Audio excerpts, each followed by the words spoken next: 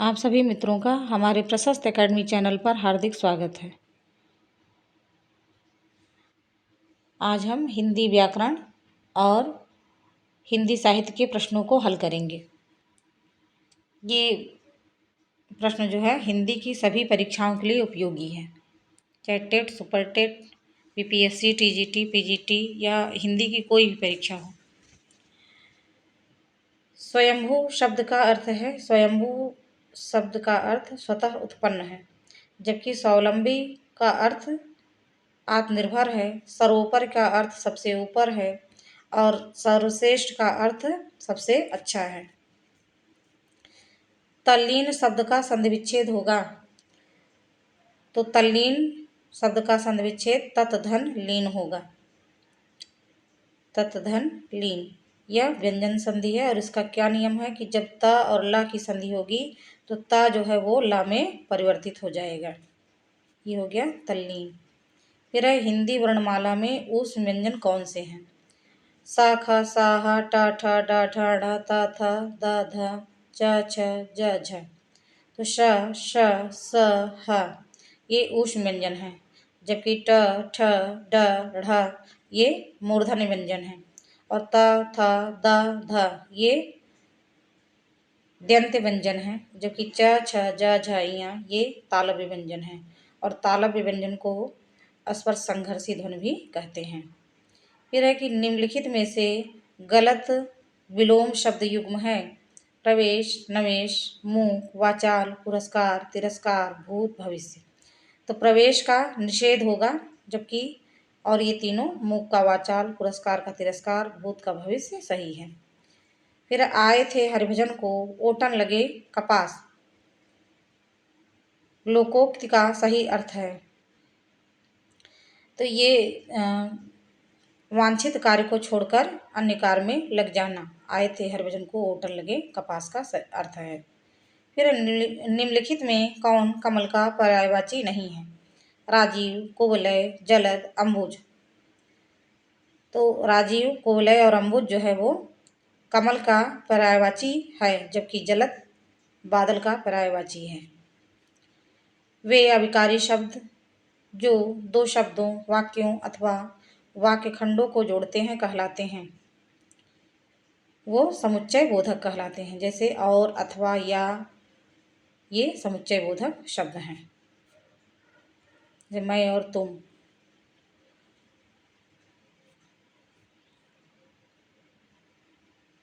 हिंदी के जिन वर्णों का उच्चारण करते समय केवल श्वास का प्रयोग किया जाए उन वर्णों को कहते हैं। जब केवल श्वास का प्रयोग होगा तो अघोष होगा, और जब श्वास का प्रयोग हो और कंपन भी हो तो वो सघोष ध्वनि होती है या सघोष वर्ण होता है। जानने की इच्छा रखने के लिए एक शब्द है, तो जानने की इच्छा रखने वाला जिज्ञासु। जिजीविषा जीने की इच्छा रखने वाला, जिज्ञासा जानने की इच्छा। जिज्ञासु जो है वो व्यक्ति के संबंध में है, जबकि जिज्ञासा इच्छा के संबंध में है। जिज्ञासा जानने की इच्छा। सदैव शब्द में कौन सी संधि है? यण संधि, व्यंजन संधि, वृद्धि संधि और गुण संधि। तो सदा, धन, एव ये वृद्धि संधि है। और यण संधि क्या है कि जब य व के पहले कोई आधा वर्ण हो तो वहाँ पे यण संधि होती है। और व्यंजन संधि जहाँ पे दो वर्णों का मेल हो वहाँ पे, जैसे ऊपर आया था तल्लीन, तत् धन लीन, तो वहाँ पे व्यंजन संधि होती है। वृद्धि संधि में अ और आ के बाद जब ए या ओ औ आएगा तो ए के स्थान पर अ और ओ के स्थान पर औ हो जाएगा। तो यहाँ पे ये वृद्धि संधि की पहचान होगी। और इसकी ट्रिक है कि जब अ और औ की मात्रा लगी हो तो हम वृद्धि संधि पे टिक करेंगे। निम्नलिखित वाक्यों में से किसमें अकर्मक क्रिया प्रयुक्त है? तो अकर्मक क्रिया जानने के लिए हम क्रिया के पहले क्या शब्द लगाकर चेक करेंगे कि उत्तर मिल रहा है कि नहीं। जैसे वह बालक खेल रहा है, क्या खेल रहा है? तो क्रिकेट भी खेल सकता है, बॉल भी खेल सकता है या कोई अन्य खेल खेल सकता है, मतलब खेल का नाम मिल गया। तो ये सकर्मक क्रिया हो गई। छात्रा लिख रही है, क्या लिख रही है? पत्र लिख रही है, तो यहाँ भी उत्तर मिल गया। छात्र पढ़ रहा है, क्या पढ़ रहा है? पुस्तक पढ़ रहा है या कहानी पढ़ रहा है, तो यहाँ भी उत्तर मिल गया। लेकिन अब पूछा जाए कि शिशु सो रहा है, क्या सो रहा है? कोई उत्तर नहीं मिला, इसलिए यहाँ पे अकर्मक क्रिया होगी। रोना, हंसना, सोना, ये सब अकर्मक क्रिया होती है। कृदंत प्रत्यय किन शब्दों के साथ जुड़ते हैं? तो प्रत्यय दो प्रकार के हुए, कृदंत और तद्धति। कृदंत प्रत्यय जो होती है वो क्रिया के अंत में जुड़ती है, जबकि तद्धत प्रत्यय संज्ञा, सर्वनाम, अव्यय और विशेषण के बाद जुड़ती है। इसमें है निबंध को गद्य की कसौटी किसने माना है? तो रामचंद्र शुक्ल ने। ऑप्शन ए सही होगा। इनकी परिभाषा क्या है निबंध की? यदि गद्य कवियों या लेखकों की कसौटी है तो निबंध गद्य की कसौटी है। परिभाषा नोट करना चाहे तो नोट कर लें। यदि गद्य कवियों या लेखकों की कसौटी है तो निबंध गद्य की कसौटी है। ऑप्शन सी इसमें सही है। निम्नलिखित में से किसे ललित निबंधकार के रूप में जाना जाता है? तो हजारी प्रसाद द्विवेदी जो हैं वो ललित निबंधकार हैं। इनके निबंध कौन कौन से हैं? विचार, वितर्क, कुटज, अशोक के फूल, विचार प्रवाह, कल्पलता, आलोक पर्व आदि। और हरशंकर परसाई जो हैं ये व्यंग लेखक और निबंधकार हैं, जबकि निराला कवि हैं। रामचंद्र शुक्ल विचारपूर्ण और भावपूर्ण लेखक हैं। लोगैं लाग कवित्त बनावत, मोहितो मेरे कवित्त बनावत, ये किसकी पंक्ति है? तो ये घनानंद की पंक्ति है। घनानंद किस काल के कवि हैं? तो रीतिकाल के कवि हैं।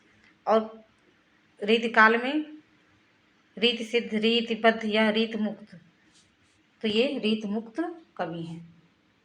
आचार्य रामचंद्र शुक्ल के निबंध संग्रह चिंतामणि के अब तक कितने भाग प्रकाशित हुए हैं?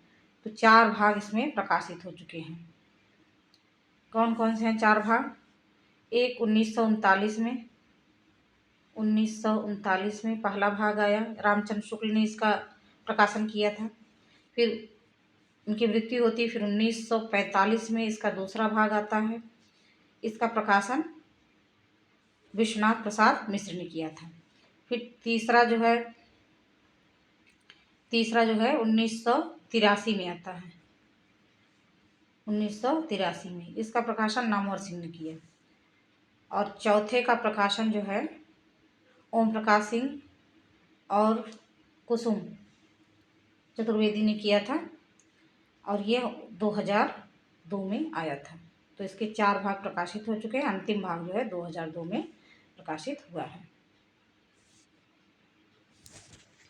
फिर जंक्शन कहानी के लेखक हैं।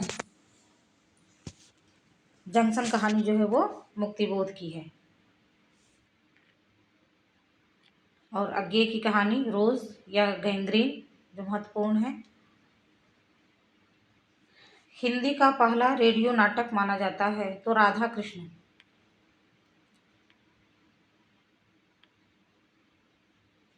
रक्षाबंधन कहानी के लेखक हैं तो विश्वंभर नाथ शर्मा कौशिक, और यह कहानी 1913 में आई थी। यह सरस्वती में प्रकाशित हुई थी और यह हिंदू मुस्लिम एकता पर लिखी गई कहानी है। जैसे प्रश्न आता है कि हिंदू मुस्लिम एकता पर लिखी गई कौन सी कहानी है, तो विश्वंभर नाथ शर्मा कौशिक की कहानी है। ये इम्पॉर्टेंट कहानी है क्योंकि ये शुरुआती दौर में लिखी गई कहानी है जो सरस्वती में प्रकाशित होती थी, तो सरस्वती में प्रकाशित हुई। एक चीज़ ये इसका फैक्ट हुआ। दूसरा, हिंदू मुस्लिम एकता पर लिखी गई है। रक्षाबंधन। फिर है निम्नलिखित आत्मकथाएं और उनके लेखकों में कौन सा युग्म सही नहीं है? सहचर है समय, सहचर है समय ये रामदरस मिश्र की आत्मकथा है। कस्तूरी कुंडल विषय मैत्रेयी पुष्पा की आत्मकथा है। टुकड़े टुकड़े दास्तान अमृतलाल नागर की आत्मकथा है, सही है। और घर की बात रामविलास शर्मा की आत्मकथा है। अमृता प्रीतम की आत्मकथा शौक ए सुराही। और प्रभा खेतान की पीली आंधी, ये याद करिएगा, पीली आंधी प्रभा खेतान की। फिर है आवारा मसीहा इनमें से किस साहित्यकार की जीवनी है? तो आवारा मसीहा शरत चंद्र चटर्जी की जीवनी है। लिखी किसने? विष्णु प्रभाकर ने। कब प्रकाशित हुई? 1974 में। कितने वर्ष लगे? 14 वर्ष लगे थे। फिर जूठन किस लेखक की आत्मकथा कृति है? आत्मकथात्मक कृति है। तो ओम प्रकाश वाल्मीकि। और मोहनदास नैमिषराय की अपने अपने पिंजरे हैं। अपने अपने पिंजरे। और ये चारों जो हैं, चारों लेखक दलित लेखक हैं। ये आनंद कादम्बनी का प्रकाशन कहाँ से होता था? तो मिर्जापुर से। आनंद कादम्बनी के संपादक कौन थे? बद्री नारायण प्रेम घन। याद करिएगा, बद्री नारायण प्रेम घन इसके प्रकाशक थे। और ये कब प्रकाशित हुई थी? 1881 में। प्रश्न अब गहराई से पूछा जाता है, इसलिए जो भी इम्पोर्टेंट है उसको थोड़ा सा गहराई से पढ़ेंगे। खड़ी बोली का पहला प्रयोग किसके द्वारा किया गया था? तो लल्लू लाल के द्वारा। कब किया गया था? 1803 ईस्वी में। लल्लू लाल के द्वारा खड़ी बोली शब्द का पहला प्रयोग किया गया था 1803 ईस्वी में। फिर कवित्त रत्नाकर किस भाषा में रचित है? तो कवित्त रत्नाकर के जो लेखक हैं वो हैं सेनापति।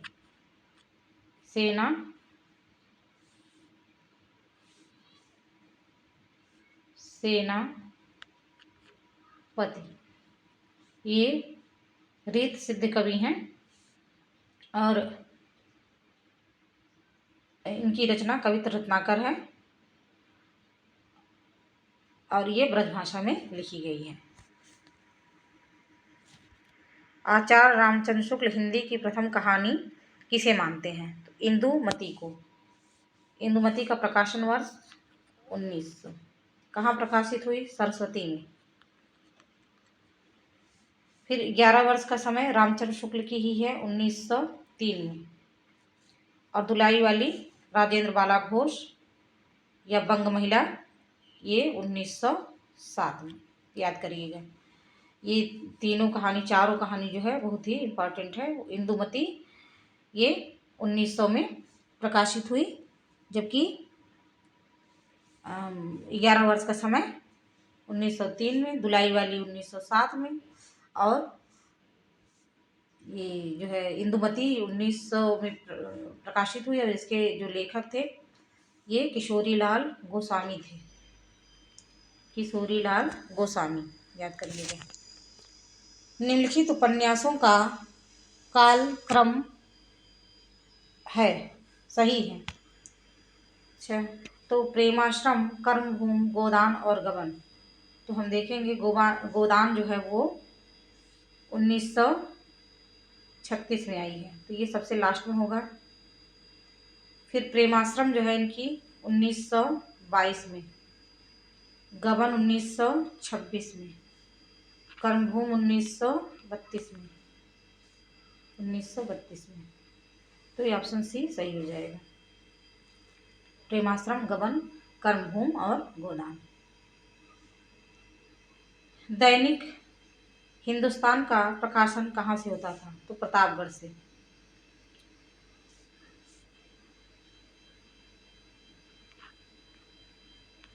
फिर निम्नलिखित में से एक तथ्य गलत है। गलत पूछ रहा है, गलत नहीं, इन सब पे ध्यान देना है हमें। कर्मवीर पत्र के संपादक माखनलाल चतुर्वेदी थे, ये सही है। आजकल दिल्ली से प्रकाशित होने वाली पत्रिका है, सही है। जबकि दिनमान के प्रथम संपादक रघुवीर सहाय हैं, ये तथ्य गलत है, क्योंकि इसके प्रथम संपादक जो थे वो अज्ञेय थे, अज्ञेय। पहल पत्रिका जबलपुर से प्रकाशित होती थी, ये तथ्य सही है। तो ऑप्शन सी इसमें जो है वो गलत हो जाएगा। लोक नायक वही हो सकता है जो समन्वय करने की अपार धैर्य लेकर आया हो। उनका सारा काव्य समन्वय की विराट चेष्टा है। तुलसीदास के संबंध में यह कथन किसका है? तो हजारी प्रसाद द्विवेदी का है। ऑप्शन सी इसमें सही है। उत्तरायण किसकी कृति है? तो रामकुमार वर्मा की। इनकी और कृतियां क्या हैं? हिमहास और चित्ररेखा।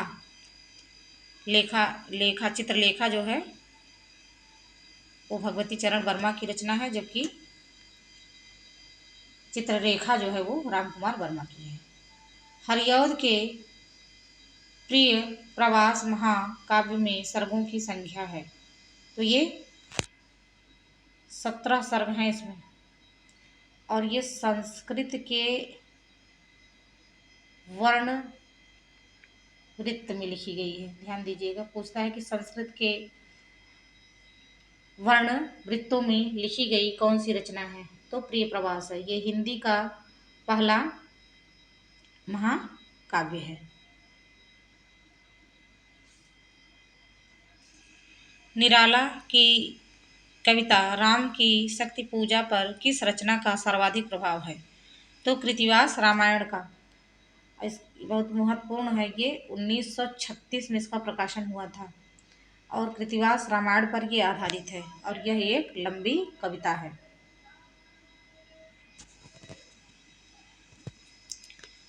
समीक्षात्मक आलोचना का पक्ष, ये किसकी रचना है?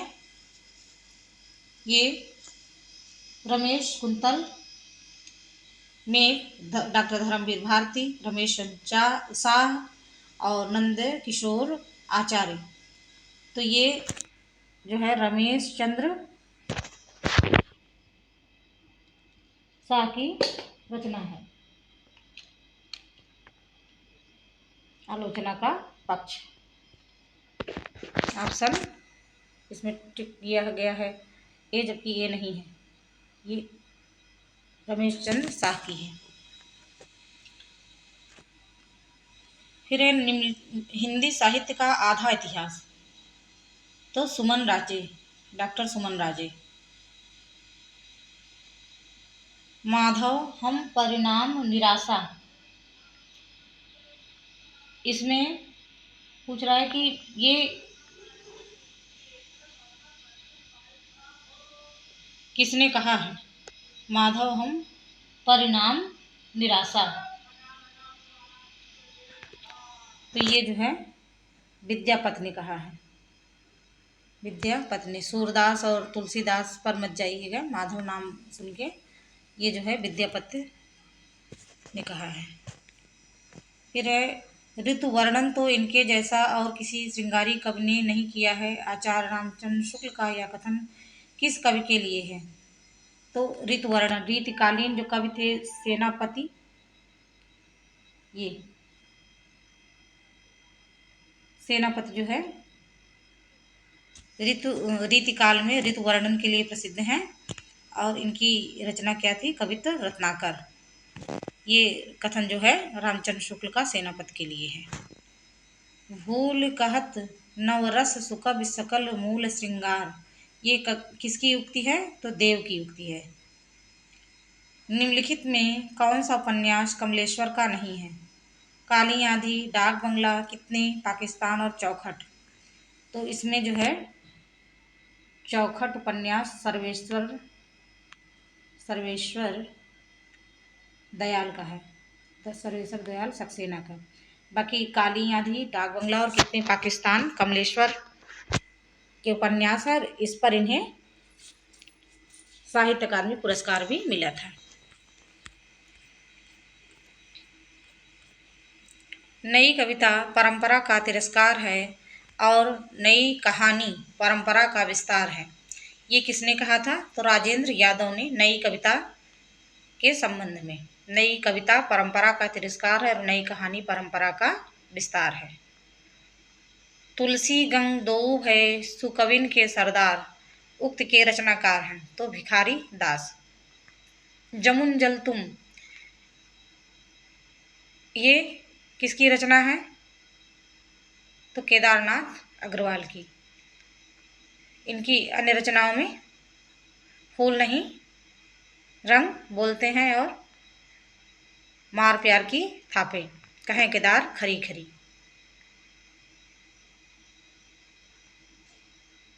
और भवानी प्रसाद मिश्र की लोग भूल गए हैं। और धूमिल, धूमिल की रचना संसद से सड़क तक।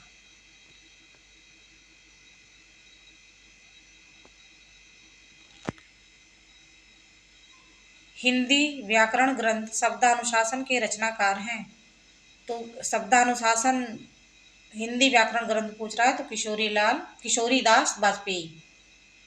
पुरानी हिंदी ग्रंथ के लेखक हैं चंद्रधर शर्मा गुलेरी। ऑप्शन बी सही होगा। निम्नलिखित उपन्यासों में श्रीलाल शुक्ल का कौन सा उपन्यास है? एक चिथड़ा सुख, तीसरा आदमी, उखड़े हुए लोग, सीमाएं टूटती हैं। तो यहाँ पर आप देखिए कि ये एक चिथड़ा सुख निर्मल वर्मा, उखड़े हुए लोग राजेंद्र यादव, तीसरा आदमी कमलेश्वर और सीमाएं टूटती हैं ये श्रीलाल शुक्ल की। फिर मुंशी धनपत राय को प्रेमचंद्र नाम से सुशोभित करने वाले व्यक्ति का नाम है तो मुंशी दया नारायण साहनी, इनका पूरा नाम था मुंशी दया नारायण साहनी। और कि उनका नाम प्रेमचंद्र इन्होंने रख दिया था जब सोजे वतन जो है इनकी जब्त कर ली गई थी तो सोजे वतन के बाद इन्होंने जो रचनाएं की वो प्रेमचंद्र नाम से इन्होंने किया था। माधव नल कामकंदला काव्य के रचयिता हैं तो आलम। बोधा की रचना कौन सी है? इश्कनामा और विरह बारिश। गंग चंद छंद की वर्णन महिमा। स्वयंभू की कृति का नाम है तो स्वयंभू की कृति का नाम पऊ चरियु है। पाहु दोहा राम सिंह की रचना है। महापुराण पुष्पदंत की रचना है। फिर है कि हिंदी साहित्य किसकी रचना है तो धर्मवीर भारती की। धर्मवीर भारती की। हिंदी सिद्ध साहित्य किसकी रचना है? धर्मवीर भारती की। और राहुल संकृत्यान की क्या थी? काव्यधारा, हिंदी काव्यधारा 1945। फिर है देसिल बैना सब जन मिठा ते तैसन जंपो अवहट्टा, तो ये आदिकालीन कवि विद्यापति की पंक्ति है। इस प्रकार से हम हिंदी और व्याकरण के प्रश्नों को हल किए हैं। आशा है कि आपको ज़रूर पसंद आया होगा। अगर आपके लिए उपयोगी हैं तो लाइक, शेयर और कमेंट करिए। धन्यवाद।